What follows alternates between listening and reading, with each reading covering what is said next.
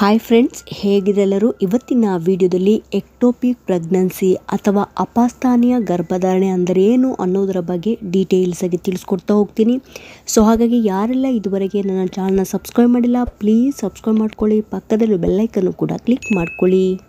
First ನಾವು ectopic pregnancy ಅಂದ್ರೇನು ತಿಳಿಯೋಕ್ಕಿಂತ ಮುಂಚೆ ನಾರ್ಮಲಾಗಿ ಯಾವ ರೀತಿ ಪ್ರೆಗ್ನೆನ್ಸಿ ಫಾರ್ಮ್ ಆಗುತ್ತೆ ಅಂತ ತಿಳ್ಕೊಂಡ್ರೆ ಆವಾಗ ನಿಮಗೆ ಇದರ ವ್ಯತ್ಯಾಸ ಗೊತ್ತಾಗುತ್ತೆ. ನಾರ್ಮಲ್ ಆಗಿ ಅಂಡಾಶಯದ ಅಂಡಾಣು ಬಿಡುಗಡೆಯಾಗಿ ನಿಮ್ಮ ಗರ್ಭನಾಳ ಅಂದರೆ ಫೆಲೋಪಿಯನ್ ಟ್ಯೂಬಲ್ಲಿ ಕಾಯ್ತಾ ಇರುತ್ತೆ. ಈ ಒಂದು ಸಂದರ್ಭದಲ್ಲಿ ನೀವೇನಾದರೂ ಕಾಂಟ್ಯಾಕ್ಟ್ ಇಟ್ಕೊಂಡ್ರೆ ಈ ಕಡೆಯಿಂದ ಸ್ಪರ್ಮು ಎಗ್ಗನ್ನು ಹುಡುಕಿಕೊಂಡು ಹೋಗಿ ಮೀಟಾಗಿ ಆ ಒಂದು ಗರ್ಭನಾಳದಲ್ಲಿ ಫಲೀಕರಣ ಎಂಬ ಪ್ರಕ್ರಿಯೆ ನಡೆಯುವಂಥದ್ದು. ಫಲೀಕರಣವಾದ ನಂತರ 5 ರಿಂದ 7 ದಿನಗಳಾದಮೇಲೆ ನಿಧಾನವಾಗಿ ಟ್ರಾವೆಲ್ ಮಾಡಿ ಬಂದು ಈ ಒಂದು ಭ್ರೂಣ ನಿಮ್ಮ ಗರ್ಭಕೋಶದ ಒಳಪದರಕ್ಕೆ ಬಂದು ಅಂಟ್ಕೊಂಡು ಅಲ್ಲೇ 9 ತಿಂಗಳುಗಳ ತನಕ ಬೆಳೆಯುವಂಥದ್ದು.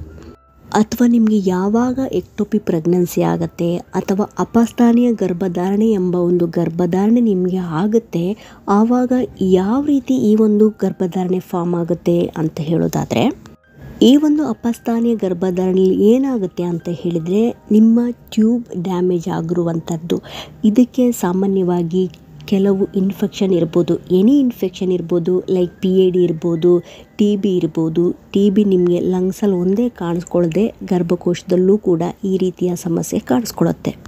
ಈ ಸಂದರ್ಭದಲ್ಲಿ ನೀವೇನಾದರೂ ಪ್ರೆಗ್ನೆನ್ಸಿಗೆ ಪ್ಲ್ಯಾನ್ ಮಾಡಿದರೆ ಏನಾಗುತ್ತೆ ಅಂತ ಹೇಳಿದರೆ, ಅಂಡಾಶಯದ ಅಂಡಾಣು ಬಿಡುಗಡೆಯಾಗಿ ಫೆಲೋಪಿಯನ್ ಟ್ಯೂಬಲ್ಲಿ ಸ್ಪರ್ಮಿಗೋಸ್ಕರ ಕಾಯ್ತಾ ಇರುತ್ತೆ. ಈ ಕಡೆಯಿಂದ ಸ್ಪರ್ಮ್ ಟ್ರಾವೆಲ್ ಮಾಡಿ ಬಂದು ಫೆಲೋಪಿಯನ್ ಟ್ಯೂಬಲ್ಲಿ ಕಾಯುತ್ತಿರುವಂತಹ ಮೊಟ್ಟೆಯೊಂದಿಗೆ ಮಿಲನವಾಗಿ ಫಲೀಕರಣ ಎಂಬ ಪ್ರಕ್ರಿಯೆ ನಡೆಯುತ್ತೆ.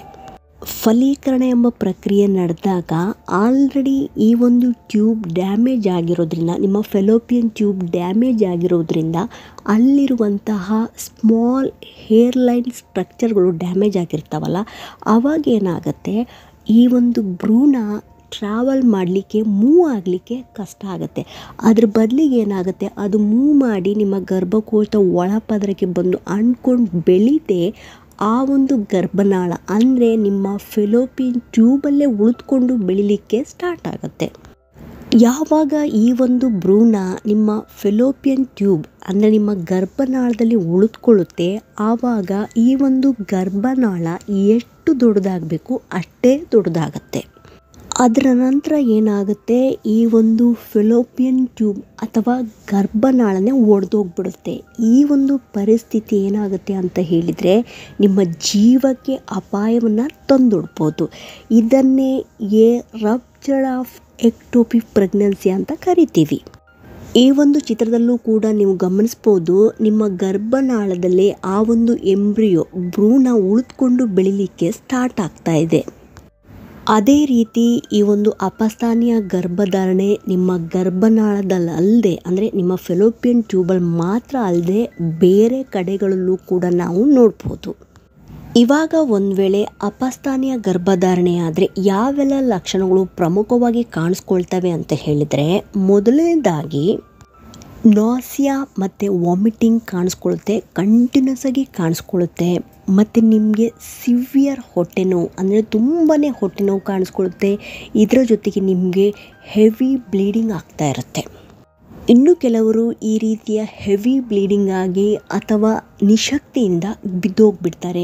ಮತ್ತು ಕೆಲವರಿಗೆ ಭುಜದ ಹತ್ರ ಶೋಲ್ಡರ್ ಟಿಪ್ ಪೇನ್ ಕಾಣಿಸ್ಕೊಳ್ಳುತ್ತೆ. ಮತ್ತು ಕೆಲವರಿಗೆ ಬ್ರೌನ್ ವಾಟರಿ ಥರ ಡಿಸ್ಚಾರ್ಜ್ ಆಗ್ತಾ ಇರುತ್ತೆ.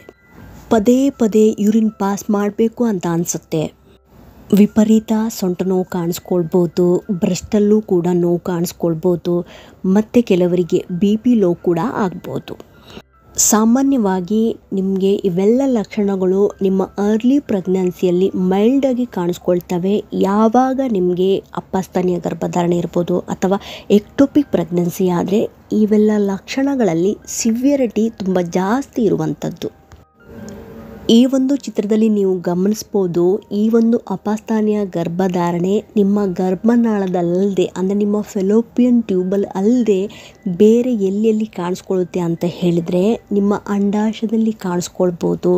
ಮತ್ತು ನಿಮ್ಮ ಒಂದು ಈ ಒಂದು ಫೆಲೋಪಿಯನ್ ಟ್ಯೂಬ್ ಮತ್ತು ಗರ್ಭಕೋಶ ಎಲ್ಲಿ ಜಾಯಿನ್ ಆಗುತ್ತೆ ಆ ಒಂದು ಪ್ಲೇಸಲ್ಲೂ ಕಾಣಿಸ್ಕೊಳ್ಳುತ್ತೆ, ನಿಮ್ಮ ಅಬ್ಡಾಮಿನಲ್ಲೂ ಕಾಣಿಸ್ಕೊಳ್ಬೋದು, ಮತ್ತು ನಿಮ್ಮ ಸರ್ವಿಕ್ಸ್ ಅಂದರೆ ನಿಮ್ಮ ಗರ್ಭದ್ವಾರದ ಹತ್ರನೂ ಕೂಡ ಕಾಣಿಸ್ಕೊಳ್ಳುತ್ತೆ.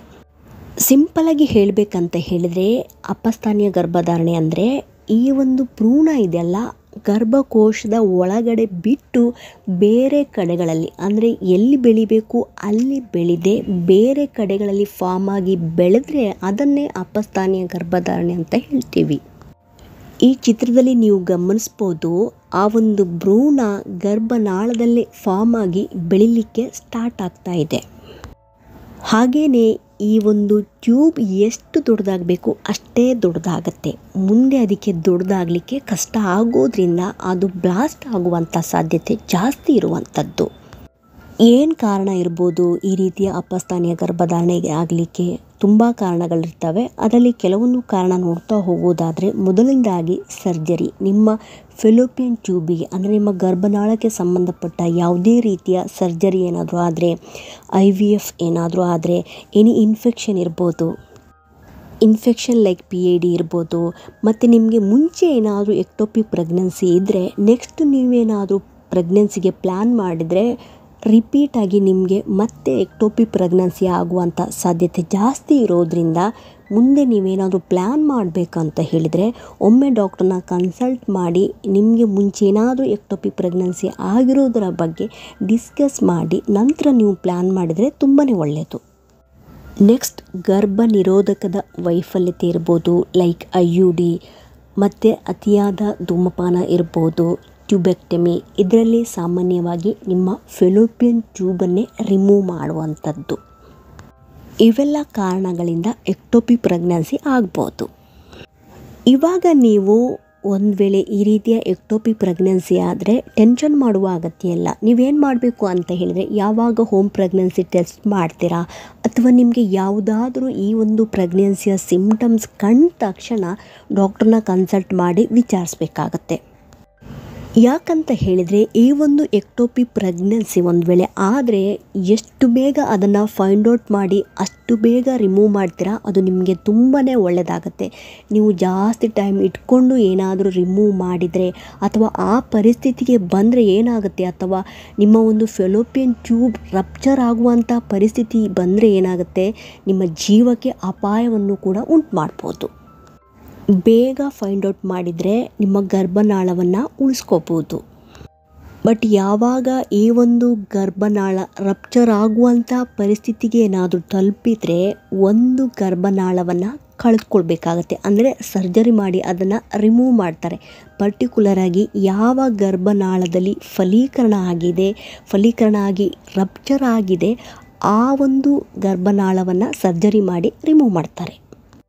ಒಂದು ಗರ್ಭನಾಳ ಕಳೆದುಕೊಂಡ್ರೂ ಕೂಡ ಇನ್ನೊಂದು ಗರ್ಭನಾಳದಲ್ಲಿ ನೀವು ನಾರ್ಮಲ್ ಆಗಿ ನೆಕ್ಸ್ಟ್ ನೀವು ಪ್ರೆಗ್ನೆನ್ಸಿಗೆ ಪ್ಲ್ಯಾನ್ ಮಾಡಿ ಪ್ರೆಗ್ನೆನ್ಸಿ ಆಗುವಂಥ ಸಾಧ್ಯತೆ ಜಾಸ್ತಿ ಇರುತ್ತೆ. ಸೊ ಹಾಗಾಗಿ ಬೇಗ ಫೈಂಡ್ ಔಟ್ ಮಾಡಿದರೆ ಇಂಜೆಕ್ಷನ್ನ ಮೂಲಕನೇ ಈ ಒಂದು ಪ್ರೆಗ್ನೆನ್ಸಿನ ಸ್ಟಾಪ್ ಮಾಡ್ಬೋದು. ಒಂದು ವೇಳೆ ರಪ್ಚರ್ ಆಗಿದೆ ಅಂತ ಹೇಳಿದರೆ ಸರ್ಜರಿ ಮಾಡುವುದರ ಮೂಲಕ ಈ ಒಂದು ಫೆಲೋಪಿಯನ್ ಟ್ಯೂಬ್ನ ರಿಮೂವ್ ಮಾಡ್ತಾರೆ. ಹಾಗಾಗಿ ನೀವೇನು ಮಾಡಬೇಕು ಅಂತ ಹೇಳಿದರೆ, ಯಾವಾಗ ಪ್ರೆಗ್ನೆನ್ಸಿ ಪಾಸಿಟಿವ್ ಬರುತ್ತೆ ತಕ್ಷಣ ಡಾಕ್ಟರ್ನ ಕನ್ಸಲ್ಟ್ ಮಾಡಬೇಕಾಗತ್ತೆ. ಅವರು ಟೆಸ್ಟ್ ಮಾಡಿ ಪ್ರತಿಯೊಂದು ಪ್ರಕ್ರಿಯೆ ಸರಿಯಾಗಿ ನಡೀತಾ ಇದೆಯಾ ಇಲ್ಲ ಅಂತೇಳಿ ಅವರು ಟೆಸ್ಟ್ ಮಾಡಿ ನೋಡ್ತಾರೆ. ಸೊ ಹಾಗಾಗಿ ಈ ಒಂದು ಇನ್ಫಾರ್ಮೇಷನ್ ನಿಮಗೆ ಇನ್ಫಾರ್ಮೇಟಿವ್ ಅನಿಸಿದಲ್ಲಿ ಪ್ಲೀಸ್ ಸಬ್ಸ್ಕ್ರೈಬ್ ಮಾಡೋದನ್ನು ಮರಿಬೇಡಿ. ಸಿಗ್ತೀನಿ ಮುಂದಿನ ವಿಡಿಯೋದಲ್ಲಿ. Thank you so much friend.